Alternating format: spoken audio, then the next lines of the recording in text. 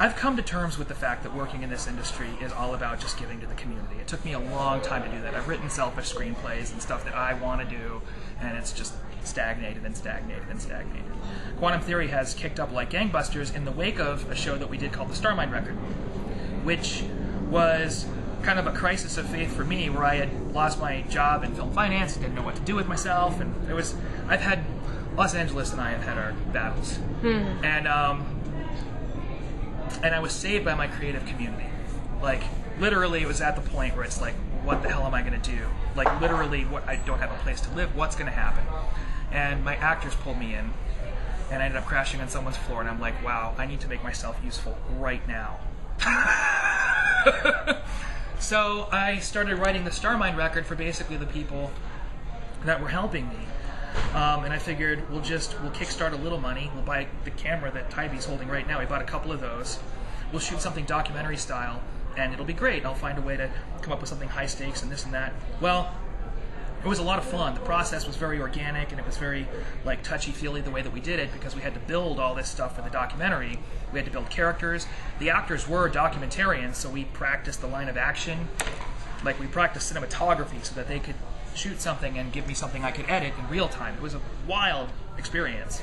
We built an alien character that could be played through improv, which is very tricky.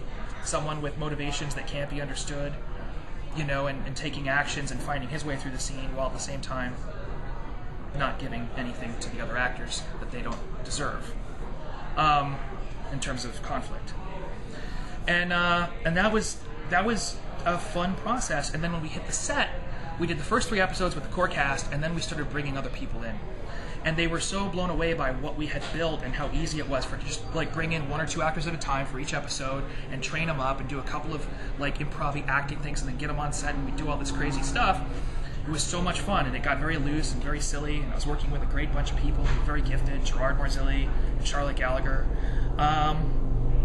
And I fell in love with my cast. And I wanted to give them a project that brought out all the fun that we were having. The Starmine Record, if you watch it, is very intense and brooding, and like a little brutal and a little gross. It's sexy for actors. It's a little violating. You know, awkward in all the right ways. Yes. But the on-set environment was very loose and very silly and very supportive, and I wanted to make a movie that captured that environment. And as Tybee will no doubt like attest to, like, the easygoing, fun but very high-stakes thing is the hardest thing to get right. So in fact, I ended up writing something that is probably going to be fairly brutal in the rehearsal process.